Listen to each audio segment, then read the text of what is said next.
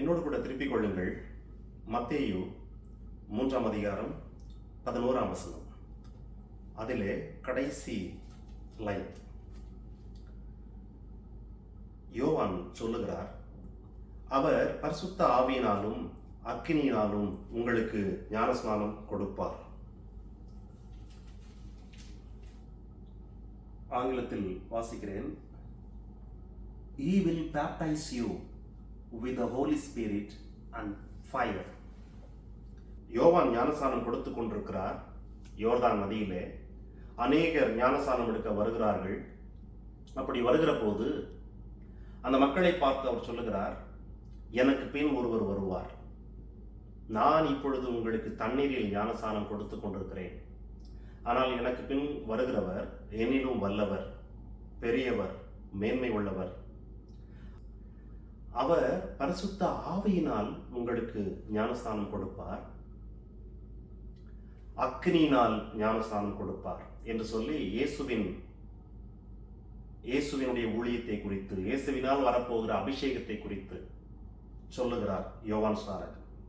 ஆக இந்த நாளிலே நாம் பரிசுத்த ஆவியானவர் ஏன் வேண்டும் என்றும், அவர் எவ்விதமானவர், எப்படிப்பட்டவர், அவருடைய குண அதிசயங்கள் என்ன என்றும், அவர் வந்தால் அதற்கு what is the evidence that you got baptism in Holy Spirit என்றும், அது நமது வாழ்க்கையை எப்படி மாற்றும் என்று பல்வேறு காரியங்களிலே வேதம் நமக்கு என்ன சொல்லுகிறது என்பதை நாம் பார்க்க போகிறோம். இந்த பரிசுத்த ஆவியானவர் என்கிற காரியத்தை குறித்து இந்த நாம் இப்பொழுது வாசித்த மத்தேயு 3ஆம் அதிகாரம் 11ஆம் வசனம், லூக்கா 3:16 மார்க்கு 1:8 யோவான் 1:33 அப்போஸ்தலர் 1:4 ஆகிய முதல் 5 புத்தகத்திலே துவக்கத்திலேயே இது எழுதப்பட்டிருக்கிறது.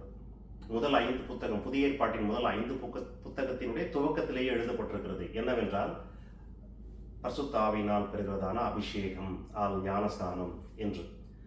ஏன் கடவுள் புதிய உடன்படிக்கையை துவங்குவதற்கு இயேசுவை அனுப்பி அதன் வழியாய் வருகிறதான வேத வசனங்களை எழுதுகிற போது முதல் 5 புத்தகத்திலேயுமே பரிசுத்த ஆவியின் அபிஷேகம் என்பதையும் அதனால் வருகிறதான காரியங்களையும் எழுதி வைத்திருக்கிறார் எனும்போது, இது எவ்வளவு முக்கியமானது, எவ்வளவு அவசியமானது என்பதை நாம் அறிந்து கொள்ள வேண்டும். இந்த பரிசுத்த ஆவியானவரை குறித்து வேதம் என்ன சொல்லுகிறது என்றால், அட்வொகேட் என்று யோவான் 14ஆம் அதிகாரத்தினுடைய 16ஆம் வசனம் சொல்லுகிறது. யோவான் 14:16 ஹெல்பர், another helper, இதை வேறொரு மொழியாக்கம் an advocate என்று சொல்லுகிறது. அதாவது உங்களுக்காக வழக்காடுபவர், உதவியாளர், helper, a comforter, encourager. Message Bible சொல்லுது a friend என்று. a comforter, encourager, advocate, helper, friend என்று சொல்லி இவரை குறித்து வேதம் சொல்லுகிறது. இவரை இந்த குண அதிசயங்கள் உள்ள ஒரு நண்பனாய், ஒரு உதவியாளராய், ஒரு உற்சாகப்படுத்துகிறவராய், நமக்கென்று வழக்காடுகிறவராய் இருக்கிற ஒருவரை தான் இயேசு அனுப்புகிறேன் என்று சொன்னார். அந்த வல்லமை உள்ள அவரால் தான் உங்களை அபிஷேகம் செய்வேன் என்று இயேசு செய்வார் என்று சொல்லி யோவான் சொல்லுகிறார். யோவான் 14ஆம் அதிகாரத்தினுடைய 16, நான் பிதாவை வேண்டிக் கொள்வேன், அப்பொழுது என்றென்றைக்கும் உங்களுடனே கூட இருக்கும்படிக்கு சத்திய ஆவியாகிய வேறொரு தேற்றரவாளனை அவர் உங்களுக்கு தந்துள்ளார். which means he will never leave you. அவரை குறித்து வேதம் என்ன சொல்லுகிறது என்றால், he will live in you, inside you. he will live in you. 14ஆம் அதிகாரத்தினுடைய 17ஆம் வசனம், உலகம் அந்த சத்திய ஆவியானவரை காணாமலும் அறியாமலும் இருக்கிறபடியால் அவரை பெற்றுக்கொள்ள மாட்டாது. அவர் உங்களுடனே வாசம் பண்ணி உங்களுக்குள்ளே இருப்பார். அவர் உங்களுக்குள்ளே வாசம் பண்ணுவார், உங்களுக்குள்ளே இருப்பார், உங்களோடு இருப்பார். என்றென்றைக்கும் இருப்பார். இன்னொரு காரியத்தையும் சொல்லுகிறது இந்த 14ஆம் அதிகாரத்தினுடைய 26ஆம் வசனத்தில் என்னவென்றால், அவர் நான் உங்களுக்கு சொன்ன எல்லாவற்றையும் உங்களுக்கு நினைப்பூட்டுவார். He will always bring you the remembrance of what Jesus taught. இயேசு எதையெல்லாம் கற்றுக் கொடுத்தாரோ இந்த உலகத்தில் இருந்த போது, இந்த வேதத்தில் எழுதியிருக்கிற அவர் கற்றுக் கொடுத்தவைகள் இருக்கிறது அல்லவா, இவைகளை அவர் சீஷர்களுக்கு சொல்றார். அப்பொழுது வேதம் எழுதப்படவில்லை, அதாவது புதிய ஏற்பாடு எழுதப்படலை. இவர் உங்களுக்கு நினைப்பூட்டுவார். நான் உங்களுக்கு கற்றுக் கொடுத்தவைகள் எல்லாவற்றையும் அவர் உங்களுக்கு நினைப்பூட்டுவார் என்று சொல்லுகிறார். He will testify about Jesus. அவர் எப்பொழுதுமே இயேசுவை குறித்து சாட்சி கொடுப்பார். யாரு? பரிசுத்த ஆவியானவர். பரிசுத்த ஆவியானவர் இயேசுவை குறித்து சாட்சி கொடுப்பார். 15ஆம் அதிகாரம் யோவான், அதிலே 26, 27 வசனங்கள் சொல்லுகிறது, பிதாவினிடத்திலிருந்து நான் உங்களுக்கு அனுப்ப போகிறவரும் பிதாவினிடத்திலிருந்து புறப்படுகிறவருமாகிய சத்திய ஆவியாகிய தேற்றரவாளன் வருகிற போது என்னை குறித்து அவர் சாட்சி கொடுப்பார். என்னை என்றால் இயேசுவை குறித்து. அவர் இயேசுவை குறித்து சாட்சி கொடுப்பார். அடுத்த வசனம், நீங்களும் ஆதி முதல் என்னோடு கூட இருந்தபடியால் எனக்கு சாட்சிகளாயிருப்பீர்கள். அப்போ பரிசுத்த ஆவியானவர் இயேசுவை குறித்து சாட்சி கொடுப்பார். அப்படி சாட்சி கொடுக்கிற அவருடைய சாட்சியை கேட்கிற நீங்கள், அதாவது கர்த்தருடைய பிள்ளைகள், இயேசுவுக்கு சாட்சிகளாயிருப்பீர்கள்.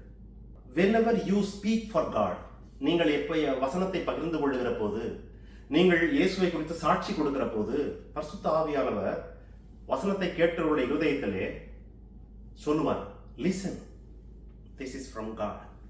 இந்த வசனம் கடவுளுடையது, இந்த வசனம் கடவுளிடத்திலிருந்து வந்திருக்கிறது என்று சொல்லி அவர் he will pack you up. உங்களுக்கு பின்னிருந்து உங்கள் வார்த்தைகளை அவர் உறுதிப்படுத்துவார். 16ஆம் அதிகாரத்தினுடைய 13ஆம் வசனம் சொல்லுகிறது, he will guide you into all the truth. பரிசுத்த ஆவியானவர் உங்களை எல்லா சத்தியத்திற்குள்ளும் நடத்துவார். சத்திய ஆவியாகி அவர் வரும்போது சகல சத்தியத்திற்குள்ளும் உங்களை நடத்துவார். சகல சத்தியம். நல்லா கேளுங்க, அவர் தம்முடைய சுயமாய் பேச மாட்டார். தாம் கேள்விப்பட்டவைகளை யாவையும் சொல்லி வரப்போகிற காரியங்களை உங்களுக்கு அறிவிப்பார். அவர் சகல சத்தியத்திற்குள் உங்களை நடத்துவார். ஆனால் சுயமாய் எதையும் சொல்ல மாட்டார். அப்ப சகல சத்தியம் என்றால் என்ன? வேதத்தில் பிதாவாகிய கடவுளை குறித்து எழுதப்பட்டிருக்கிற சத்தியம், வேதத்தில் இயேசு கிறிஸ்துவை குறித்து எழுதப்பட்டிருக்கிறதான சத்தியம். What is all the truth? All the truths about God, all the truths about Jesus. கடவுள் எப்படிப்பட்டவர், கடவுளுடைய குணம் என்ன, கடவுள் எவ்வளவு பரிசுத்தமானவர், எவ்வளவு வல்லமை நிறைந்தவர், எவ்வளவு அன்பு கருணை நிறைந்தவர் என்பதையும், இயேசு எவ்வளவு வல்லமை உள்ளவர், எவ்வளவு தியாகமானவர், எவ்வளவாய் உங்களுக்காக இறங்கினவர், பாடுபட்டவர் என்கிற எல்லா உண்மையையும் அவர் உங்களுக்கு காட்டுவார். He will guide you into all the truths, but he will never guide you in anything outside the Bible. இயேசுவை குறித்தோ அல்லது பிதாவை குறித்தோ வேதம் சொல்லாத எதையும் அவர் உங்களுக்கு கற்றுத்தர மாட்டார். வேதத்தில் ஏற்கனவே எழுதப்பட்டிருக்கிறதான சத்தியங்களை மட்டுமே அவர் உங்களுக்கு காட்டுவார். About Father and about Jesus and about ourselves. நம்மை குறித்து, நம்முடைய பாவ நிலைமை அல்லது our self righteousness, நம்மளுடைய சுயநீதி, நமக்குள் நாம் சம்பாதித்து வைத்திருக்கிற சுயநீதி, நான் நல்லவன் compared to him என்கிறதான அந்த சுயநீதியை அவரை காட்டுவார். That is the truth. என்ன ட்ரூத்னா, நீ உன்னை சுயநீதிக்காரனா வச்சிருக்கிற, நல்லவன் என்று எண்ணிக்கொண்டிருக்கிறாய், பட் இல்ல என்று சொல்லி அந்த உண்மையை he will show to me and also he will show to you when it comes to yourself. And our selfishness and our pride, நம்மளுடைய பெருமையான சிந்தை, சுயநலமான சிந்தை மட்டுமல்ல, நமது வாழ்க்கையில் இருக்கிறதான இயேசு கிறிஸ்துவை போன்ற தன்மைகள் அற்ற, அதாவது அன்கிரைஸ்ட் லைக்னஸ், இயேசுவை போல இல்லாத எல்லா விதமான தன்மைகளையும் he will guide us in all the truths about God and about Jesus and about us. இதை பரிசுத்த ஆவியானவர் நமக்கு காட்டிக்கொண்டே இருப்பார். இந்த பரிசுத்த ஆவியானவர் அதோடு கூட he will glorify Jesus. அவர் எப்பொழுதுமே இயேசுவுக்கு மகிமையை செலுத்துவார். அவர் எப்பொழுதுமே இயேசுவுக்கு மகிமையை செலுத்துவார். Whatever a goodness comes, he wanted to give to Jesus. பரிசுத்த ஆவியானவர் அதை இயேசுவுக்கு கொடுத்து விட வேண்டும் என்று பார்த்தார். ஒரு ஊழியக்காரன் ஊழியத்தினால் வருகிற நன்மைகளை அவன் அதனால் வருகிறதான குளோரியை அவன் எடுத்துக்கொள்ள கூடாது. அதை கடவுளுக்கு கொடுக்க வேண்டும். பரிசுத்த ஆவியானவர் மனிதனுக்குள் வந்து மனிதனை கடவுளுக்காக எழுப்பி நிறுத்தும் போது அவனுடைய தாளந்துகள் அவனுடைய வரங்களினால் கிடைக்கிறதான நன்மைகளை பரிசுத்த ஆவியானவர் எடுத்துக்கொள்ள மாட்டார். He will not grab that one. He wanted to give all the glory to Jesus. இதெல்லாம் அவருடைய பண்பு நலன்கள். யோவான் 16ஆம் அதிகாரத்துடைய 8ஆம் வசனம், அவர் when the Holy Spirit comes, அவர் பாவத்தை குறித்தும் நீதியை குறித்தும் நியாய தீர்ப்பை குறித்தும் இந்த உலகத்தை கண்டித்து உணர்த்துவார். He will convict the people about sin and about righteousness and about judgment. நியாய தீர்ப்பு. இந்த மூன்றையும் குறித்து அவர் எப்பொழுதும் மக்களை கன்விக்ட் பண்ணுவார். மனம் திரும்பும்படியாய் அவர்களுக்கு வாய்ப்பு கொடுத்து கொண்டே இருப்பார். About sin and about righteousness and about judgment. இந்த மூன்றையும் he always கண்டித்து உணர்த்துவார். மனிதர்களுக்கு, அது கிறிஸ்தவர்களா இருந்தாலும் யாரா இருந்தாலும் ஒரு கண்டிப்பு கொடுத்து கொண்டே இருப்பார். மற்றவர்களுக்கு உள்ள அவர் கிடையாது. இயேசுவை ஏற்றுக்கொண்டவர்களுக்குள்ள அவர் வருகிற போது அவர் கண்டிப்பார். பாவத்தை குறித்து, இது பாவமான ஒரு சிந்தை, இது பாவமான ஒரு செயல் என்று கண்டித்து உணர்த்துவார். இது கடவுளுடைய நீதிக்கு உங்களை நடத்தாது என்று கண்டித்து உணர்த்துவார். இது கடவுள் நியாயமாய் செய்ய போகிற நியாய தீர்ப்பிலே உன்னை தண்டனை பெறுவதற்கு நடத்தும் என்று சொல்லி உங்களை கண்டித்து உணர்த்துவார். இதையெல்லாம் அவர் செய்வார் என்று வேதம் சொல்லுகிறது. இந்த பரிசுத்த ஆவியானுடைய அபிஷேகத்தை குறித்து இயேசு என்ன சொல்லுகிறார் என்று பார்த்தால், லூக்கா 24ஆம் அதிகாரத்துக்கு வாங்க. லூக் chapter 24 அதிலே 49ஆம் வசனம். இயேசு சொல்றாரு, என் பிதா வாக்குத்தத்தம் பண்ணினதை இதோ நான் உங்களுக்கு அனுப்புகிறேன், நீங்களோ உன்னதத்திலிருந்து வரும் பலனால் தரிப்பிக்கப்படும் வரைக்கும் எருசலேம் நகரத்தில் இருங்கள் என்றார். உன்னதத்திலிருந்து வருகிறதான ஒரு பலன் என்று சொல்லுகிறார் பரிசுத்த ஆவியானவரை. நல்லா கேளுங்க, இதுவரைக்கும் நம்ம பரிசுத்த ஆவியானோட குணங்களை பார்த்தோம்.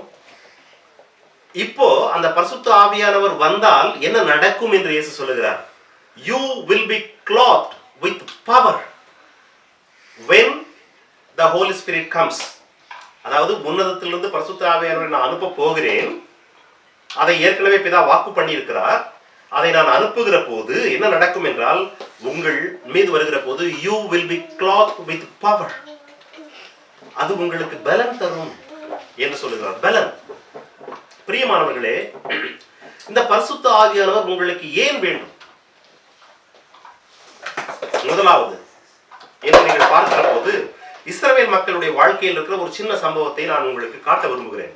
அதை சரியான முறையில் நாம் புரிந்து கொள்ளுகிற போது நமக்கு இதை புரிந்து கொள்வது எளிது. என்னோட கூட திருப்புங்கள் யாத்திரையாகமம் 13ஆம் அதிகாரம். இஸ்ரவேல் மக்கள் எகிப்திலிருந்து புறப்படுகிறார்கள். பார்வோனுடைய அடிமைத்தனத்திலிருந்து கடவுளால் மீட்கப்பட்டு அவர்கள் புறப்படுகிறார்கள்.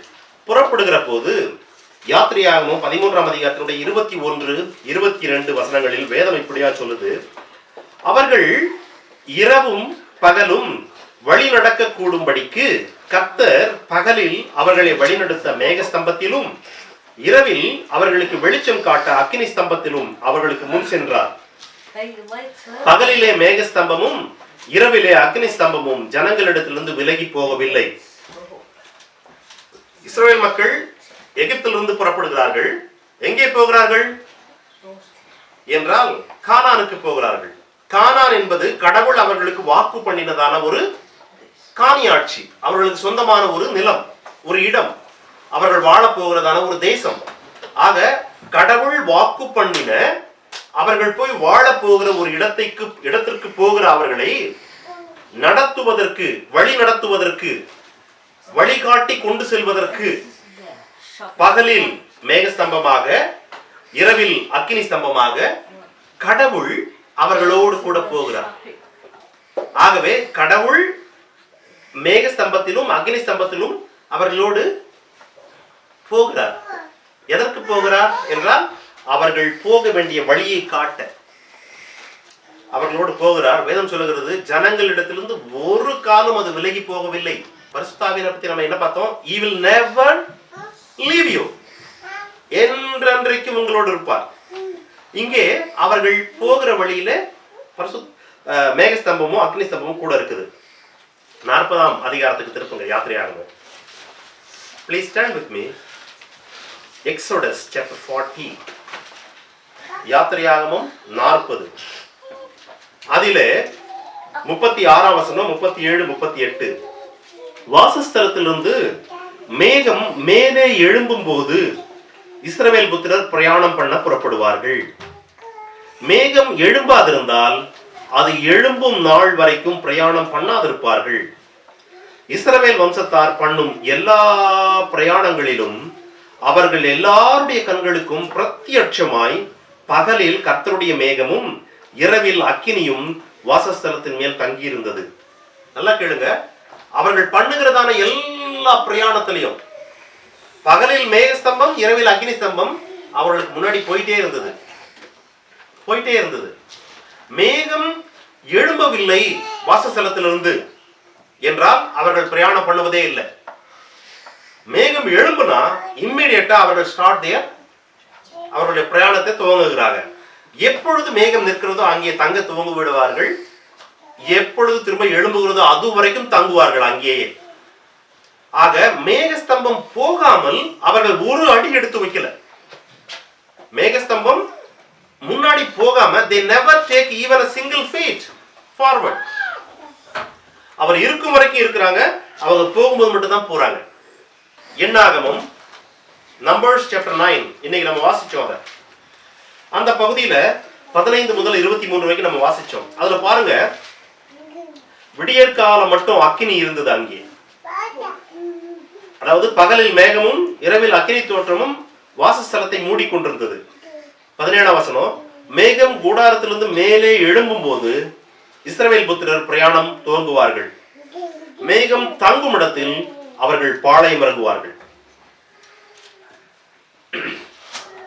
அப்படியே பாருங்க, இந்த மேகஸ்தலம் ஒரு நாள் தங்கி இருந்தால் ஒரு நாள் தங்கி இருப்பார்கள், நெடுநாள் தங்கி இருந்தால் நெடுநாள் தங்கி இருப்பார்கள், சில நாள் மாத்திரம் தங்கியிருந்தால் சில நாள் மாத்திரம் தங்கி இருப்பார்கள்.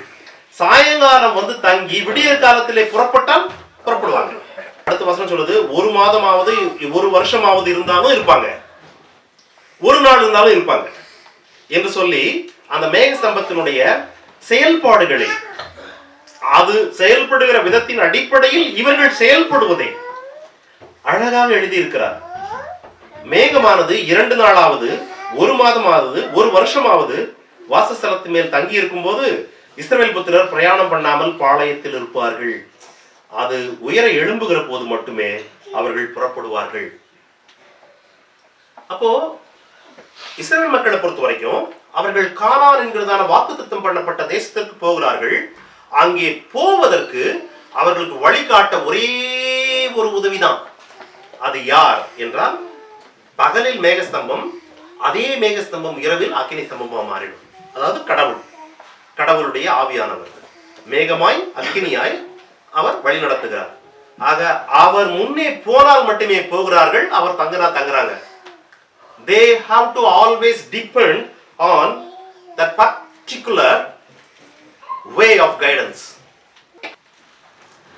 அதை சார்ந்து மட்டுமே நீ போக வேண்டும், அதை டிபெண்ட் பண்ணியே இருக்கணும். அவர் தான் உங்களை கொண்டு போவார் அந்த இடத்துக்கு. அவர் காட்டுகிற வழியில் தான் போக வேண்டும். அவர் எங்கே தங்க சொல்லுகிறாரோ அங்கதான் நீங்க தங்கணும். உபாகமம் 1ஆம் அதிகாரத்தினுடைய 33ஆம் வசனம் பாருங்க.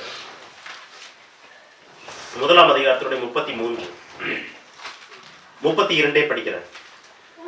உங்கள் தேவனாகிய கர்த்தர் நீங்கள் பாளையம் இறங்கத்தக்க இடத்தை பார்க்க, நீங்கள் போக வேண்டிய வழியை உங்களுக்கு காட்ட, இரவில் அக்கினியிலும் பகலில் மேகத்திலும் உங்களுக்கு முன் சென்றார்.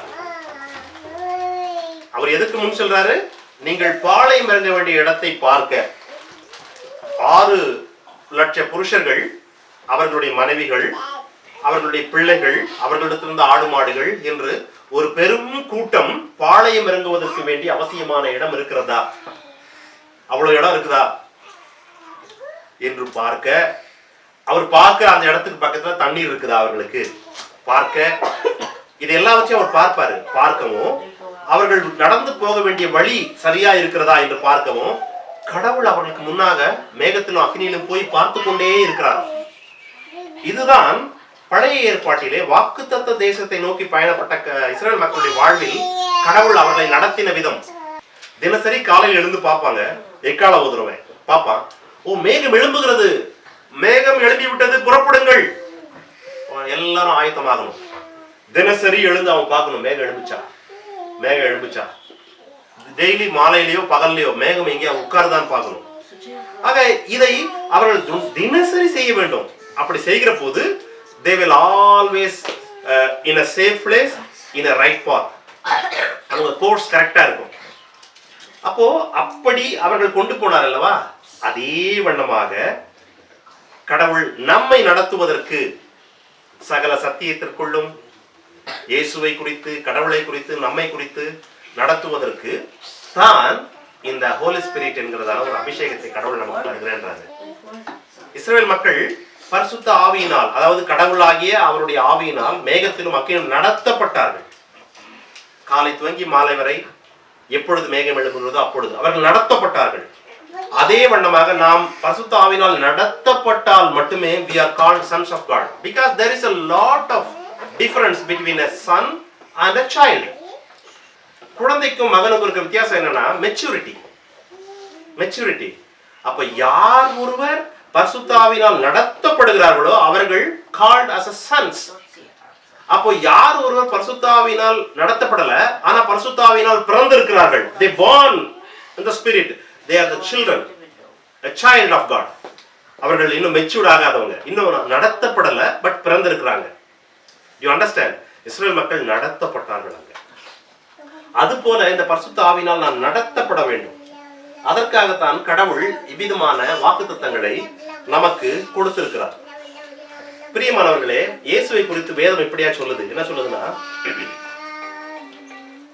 லூக்கா 4 அதிகாரம், லூக்கா 4:13.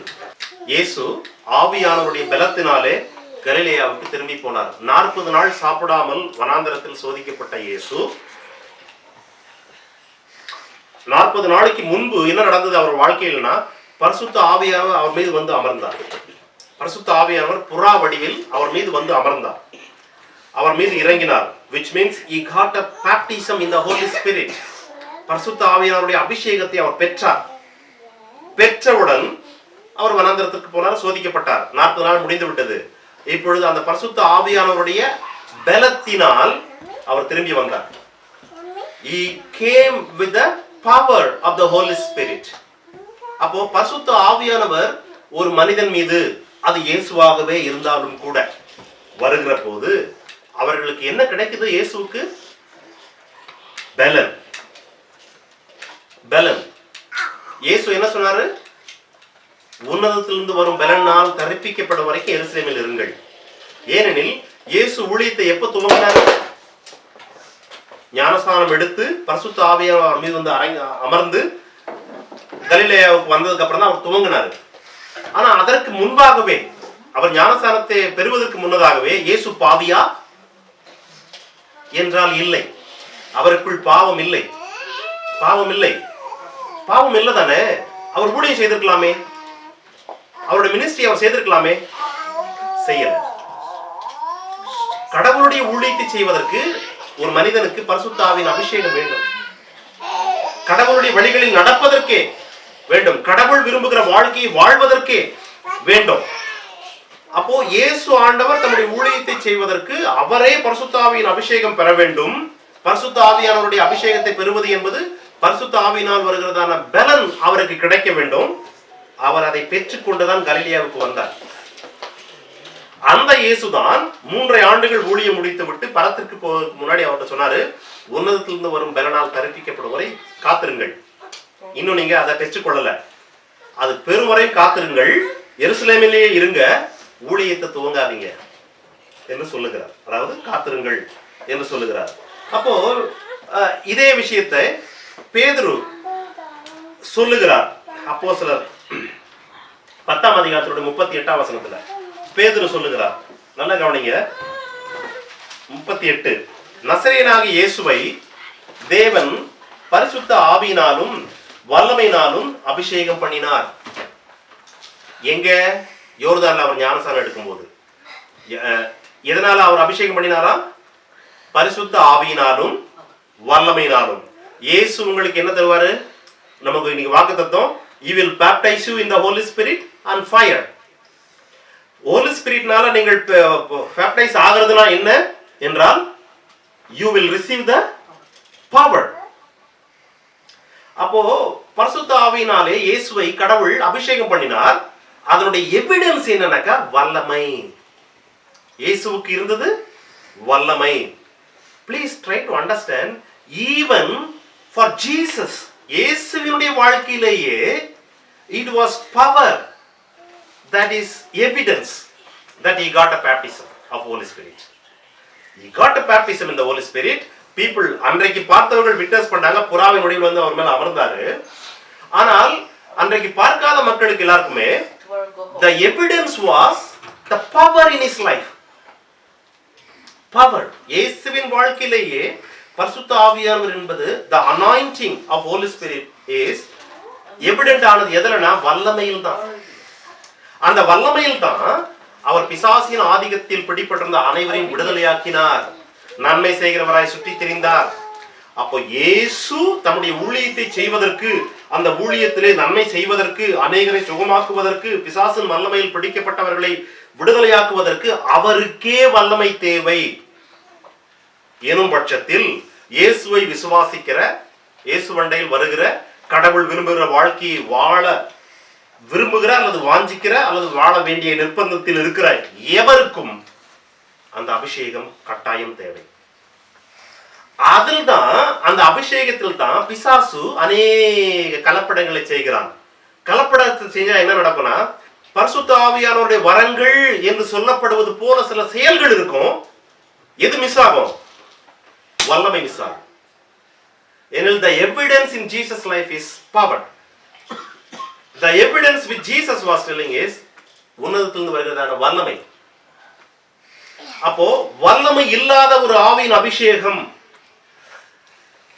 நீங்கள் எங்கேயாவது பார்த்தீங்கன்னா, ஒரு மனிதன் நவநாவுகளில் பேசுகிறான் அல்லது அந்நிய பாஷையில பேசுகிறான், ஆனால் அவன் வாழ்க்கையில் ஒரு வல்லமை இல்லை என்றால் you can understand.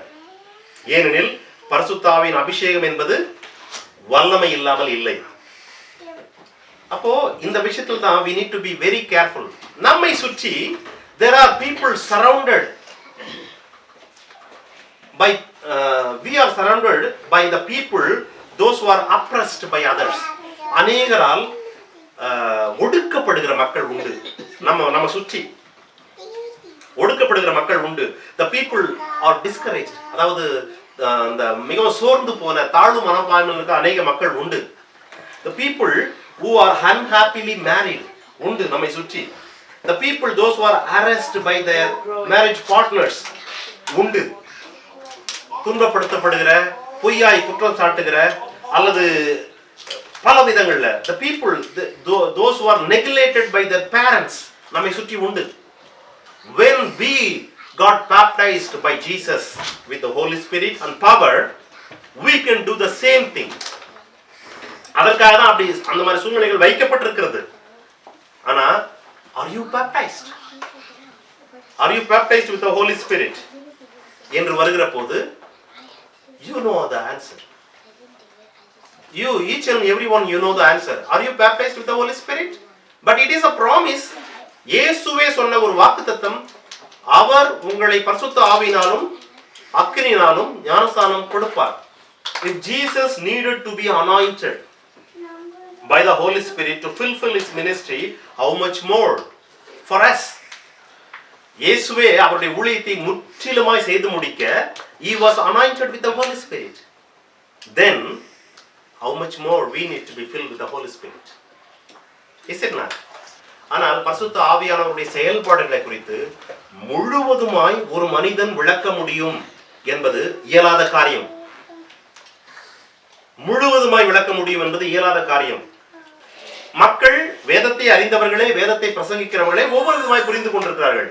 We not talking about that one. What I am telling is, please understand properly. You need Holy Spirit. You need the power of the Holy Spirit to live your life first of all. இஸ்ரவேல் மக்கள் வாக்குத்தத்த தேசத்திற்கு போவதற்கே அவர்களுக்கு பரிசுத்த ஆவியானவர் தேவைப்பட்டார். அவர்களுக்குள்ள, அவர்களுக்கு முன்னாடி. அப்ப நமக்கு கடவுளுடைய ஆவியானவருடைய அபிஷேகம், வல்லமை வேண்டும். நீங்க அப்போஸ்தலர் 1 அதிகாரத்துல இயேசு சொல்லிட்டு போறாரு, 1:8 பரிசுத்த ஆவி உங்களிடத்தில் வருகிற போது என்ன நடக்கும் உங்க வாழ்க்கையில? இயேசு சொன்னாராங்க, நீங்கள் பலன் அடைவீர்கள். முதல் விஷயம் அதுதான். that's a fundamental thing.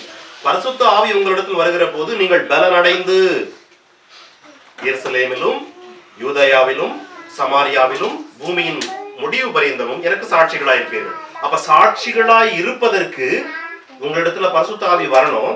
பரிசுத்த ஆவி வந்தா என்ன நடக்கும்னா, நீங்கள் you will get the power.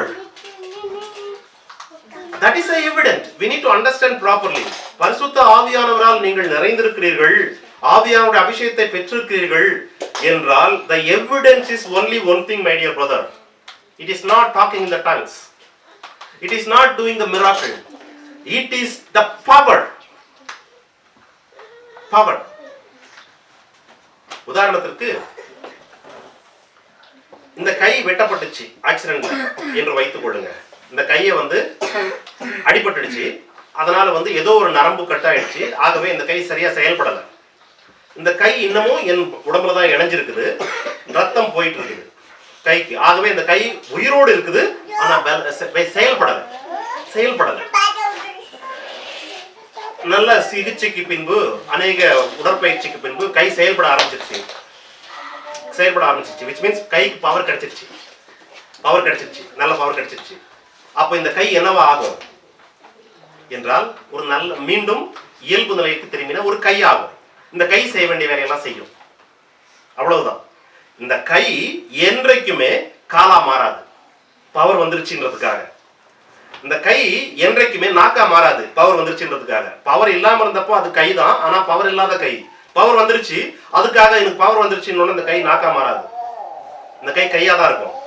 அதை சரியாய் புரிந்து கொள்ளும் போது, when the Holy Spirit comes on you and you got a baptism in the Holy Spirit, and if you receive the power through the Holy Spirit, what you will be?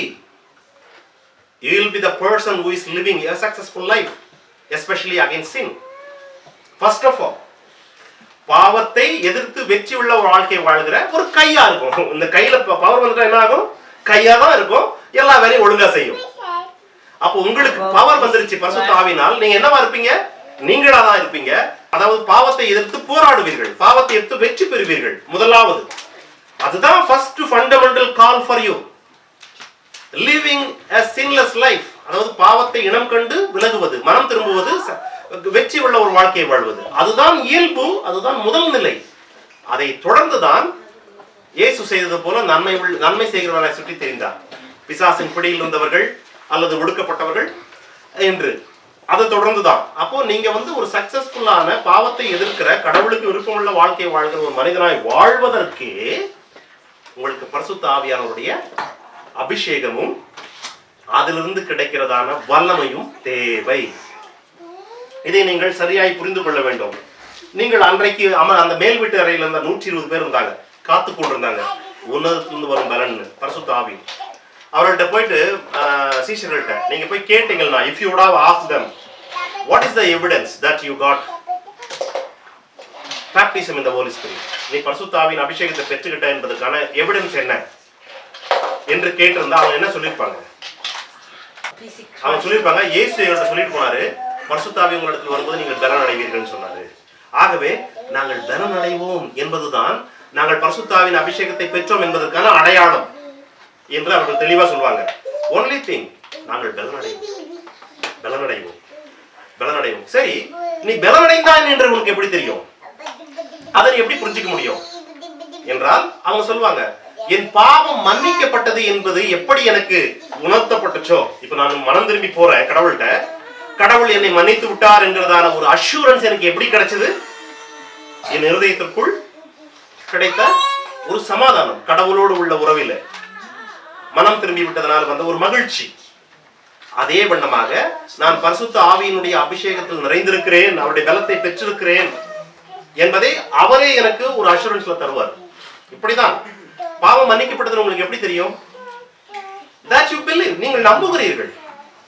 And உங்களுக்குள்ள ஒரு assurance இருக்குது. God forgiven your sins when you confess your sin.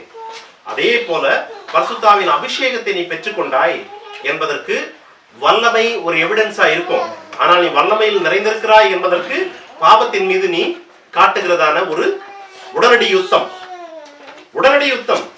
அந்த ஃபங்கஸை நீ அழிப்பதற்கு, வீட்டுக்குள்ள வந்த ஃபங்கஸை அழிப்பதற்கு நீ காட்டுகிறதான ஒரு வைராக்கியமான ஒரு போராட்டம் இருக்குல்ல, அந்த போராட்டத்தை நீ வல்லமையாய் செய்கிறாய் அல்லவா, அதுல வெளிப்படுது you got a power from the Holy Spirit or not என்பது. ஆகவே my dear brothers, it is very important, the identifying mark of being filled with the Holy Spirit is the power from above, a பலன், பரிசுத்த ஆவியினால் கிடைக்கிறதான பலன். எபேசியர் 1 அதிகாரம் 13-14 நல்லா கேளுங்க. நீங்கள் உங்கள் ரட்சிப்பின் சுவிசேஷமாகிய சத்திய வசனத்தை கேட்டு விசுவாசிகளான போது வாக்கு தத்தம் பண்ணப்பட்ட பரிசுத்த ஆவியால் அவருக்குள் முத்திரை போடப்பட்டீர்கள். அவருக்கு சொந்தமானவர்கள் அவருடைய மகிமைக்கு புகழ்ச்சியாக மீட்கப்படுவார்கள் என்பதற்கு ஆவியானவர் தம்முடைய சுதந்திரத்தின் அச்சாரமாய் இருக்கிறார். நல்லா கேளுங்க, இங்க 2 வார்த்தைகள். ஒன்னு, நீங்க முத்திரை போடப்பட்டீர்கள்.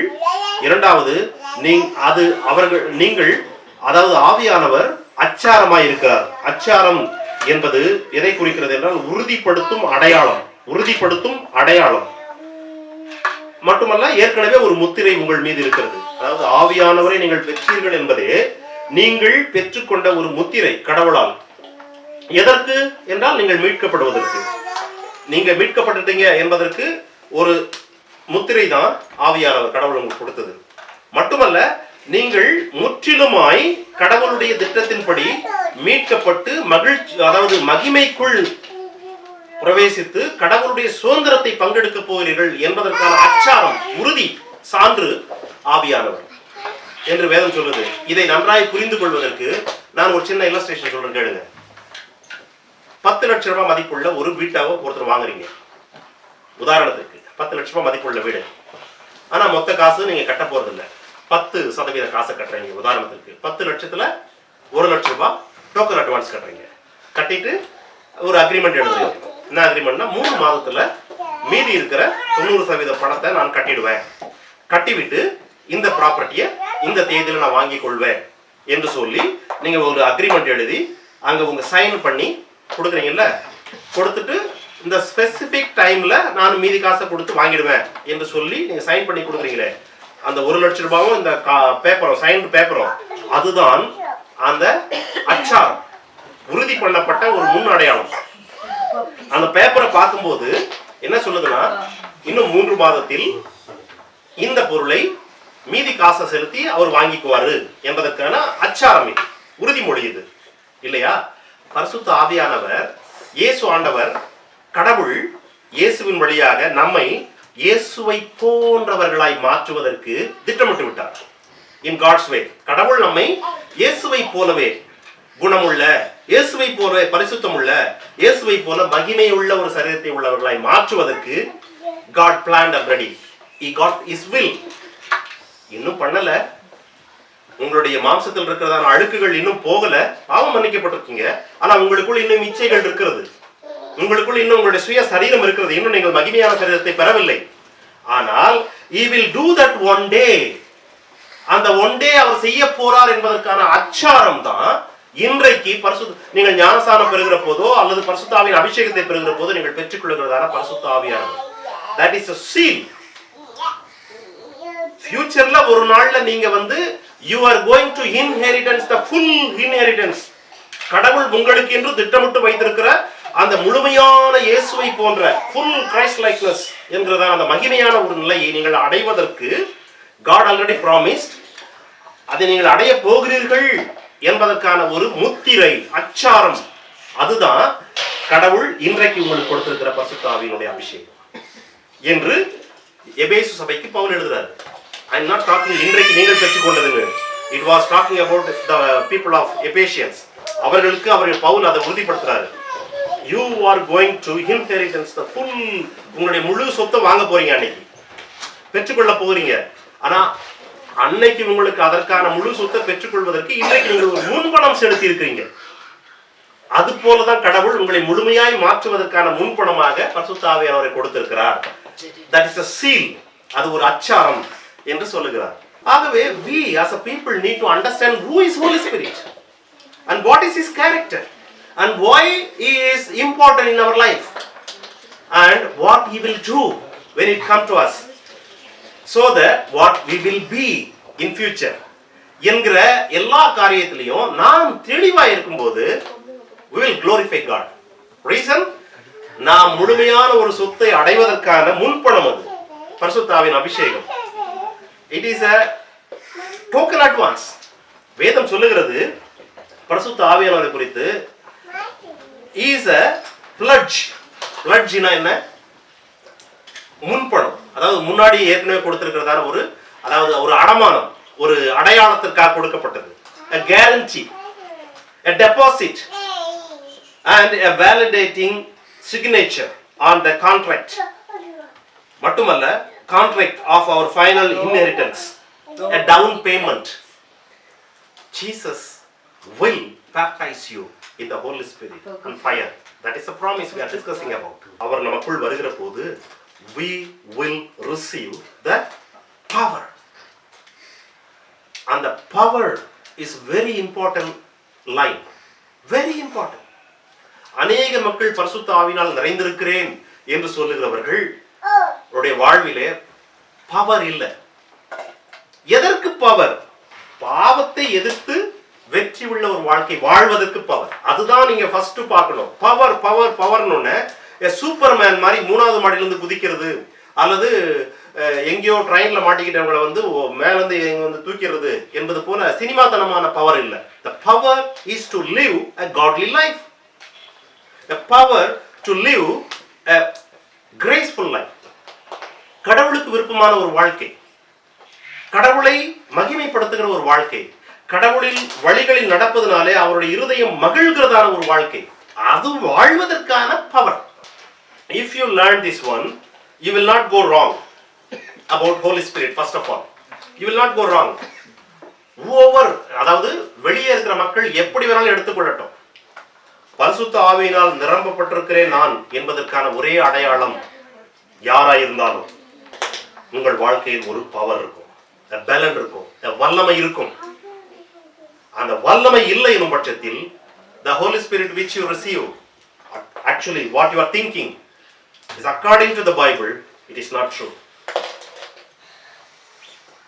ஏனெனில் விலை மதிக்க முடியாத ஒரு பொருள் இருக்குல்ல, விலை மதிக்க முடியாத பொருள் வைரம். அதை சாதாரண ஒரு கல் எடுத்துன்னு போய் வைரம் போல தெரிகிற ஒரு கல்லை பட்டை தீட்டி அதுல கொஞ்சம் ஆர்டிபிஷியலான காரியங்கள்லாம் செய்து வைரம் என்று வித்து விடுவாங்க. வைரத்தை வாங்குறதுக்கு வைரத்தை பத்தி தெரிஞ்சவங்க தான் போவாங்க, இல்லைனாக்கா ஏமாத்தப்படுவாங்க. அப்போ இந்த வைரம் மிகவும் விலை மதிக்க முடியாத ஒரு பொருள் அல்லவா, அதிலே நிறைய பொய்யான வைரங்களை செஞ்சாக்கா ஈஸியா சம்பாதிக்கலாம், ஏமாத்தி சம்பாதிச்சிடலாம். ஆனா இந்த டாய்லெட் பேப்பர் இருக்குல்ல, இதுல ஒரு போலி யாருமே செய்ய மாட்டாங்க. Because it's very cheap. Toilet paper வந்து வெரி சீப். அதுல போலி செஞ்சு என்ன சாதிக்க போறீங்க? You will not earn much. But வைரத்துல போலி செஞ்சா you will earn much. You will got a good profit, இல்லையா? அது போல பரிசுத்த ஆவியானவர் என்பது வெற்றி உள்ள ஒரு கிறிஸ்தவ வாழ்க்கை வாழ்வதற்காக கடவுள் கொடுக்கிறதான ஒரு பலன், உன்னதத்திலிருந்து வருகிறதான பலன். அந்த பலனை நீ பெற்றுக்கொண்டால் பிசாசுக்கு நீதான் மிகப்பெரிய ஒரு டார்கெட். பிசாசுவை எதிர்ப்பதிலே நீ ஒரு பெரிய ஒரு போராளி அல்லது ஒரு பெரிய ஒரு போர் வீரனாக. பிசாசுக்கு உன் வீட்டில் இடமில்ல, பிசாசுக்கு உன் இருதயத்தில் இடமில்ல. பிசாசு உன் எல்லையை தொட முடியாது. காரணம், பரிசுத்தாவின் பலத்தினால் நிறைந்திருக்கிறாய், பாவத்தை எப்பொழுதுமே வெறுக்கிறாய், வெற்றி உள்ள வாழ்க்கை வாழ்கிறாய். ஆகவே பிசாசு, நீ ஒரு போலியான வைரத்தை வாங்க வேண்டும், வாங்கி வைரத்தை தான் வாங்கிட்டேன் என்று எண்ணிக்கொள்ள வேண்டும் என்று திட்டமிட்டு செயல்படுவான். அதுதான் கிறிஸ்தவ உலகங்களில் அங்கங்கே நடக்கிறது. அநேகர் ஆவியினால் நிறைந்திருக்கிறேன் என்கிறார்கள், வல்லமை இல்லை. அநேகர் வைரம் வாங்கியிருக்காங்க, அது வைரம் இல்லை என்பது போல. நீ வைத்துக் கொண்டிருப்பது வைரமா? போய் வைர வியாபாரி கிட்ட போய் தேடு, அதை போய் கொடுத்து செக் பண்ணு. அப்ப நீங்க பரிசுத்த ஆவியை பெற்றிருக்கீங்க, உதாரணத்திற்கு யாராவது என்றால், go and check with the mirror of the Bible. Do you have a power to live a godly life? Do you have a power like Jesus? But if you not receive, இங்க இருக்கிறவங்கள யாரும் receive பண்ணல, அல்லது சில பேர் receive பண்ணல, I urge you, brothers and sisters, you need that power. You need that Holy Spirit baptism. As Jesus promised, you need that one. ஒவ்வொருவருக்கும் அது வேண்டும், மிக முக்கியம், மிக அவசியம். ஏனெனில் கடவுள், நீங்கள் இந்த உலகத்தில், அதாவது இஸ்ரவேல் மக்கள் எகிப்திலிருந்து கானானுக்கு போவதற்கு கடவுள் அவர்களுக்கு கொடுத்த ஒரு உதவிதான் இந்த மேகஸ்தம்பம், அக்னி ஸ்தம்பம்.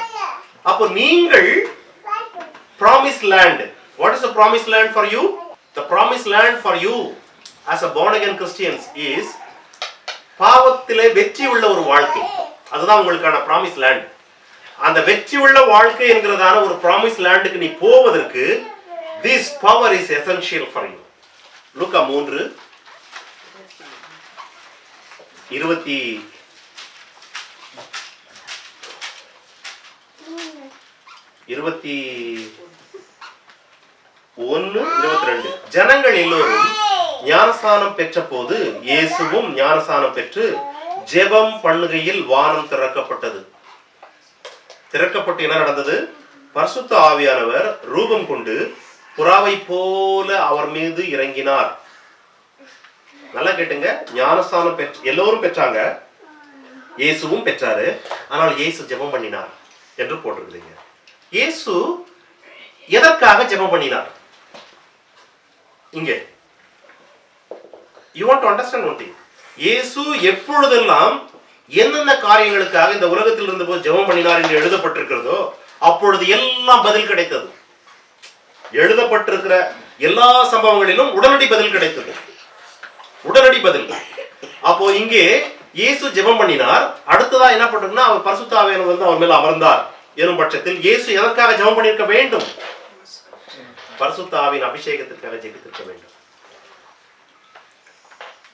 பதில் கிடைத்தது. உடனடியாக பரிசுத்த ஆவியானவர் ரூபம் கொண்டு அவர் மீது வந்து அமர்ந்தார். இயேசுவே ஜெபித்து ஆவியின் அபிஷேகத்தை பெற்றுக் கொண்டார் எனும் பட்சத்தில் நாமும் அதை செய்ய வேண்டும். ஆகவே பிரியமானவர்களே, இங்கே அமர்ந்திருக்கிற ஒவ்வொரு சகோதர சகோதரிகளுக்கும், ஆண்டவரை அறியாத இருக்கிற 2 பிள்ளைங்க அல்லது ஏற்றுக்கொள்ளாமல் இருக்கிற ஒரு சில பேர், இவர்கள் எல்லோருக்கும் வருகிற நாட்களில் சத்தியங்கள் இன்னும் கிடைக்கும், கடவுள் உங்களை நடத்துவார். பட் அறிந்து கொண்டு ஏற்றுக்கொண்டு இருக்கிற மக்கள் இருக்காங்க, அவர்களுக்கு பரிசுத்த ஆவியின் அபிஷேகம் வெரி இம்பார்ட்டன்ட். அதை நாம் பெற்றுக்கொள்ள வேண்டும். வாஞ்சை இல்லாத ஒருவருக்கும் அது கிடைக்காது. தாகம் இல்லாத ஒருவருக்கும் தண்ணீரினுடைய அவசியம் தெரியாது.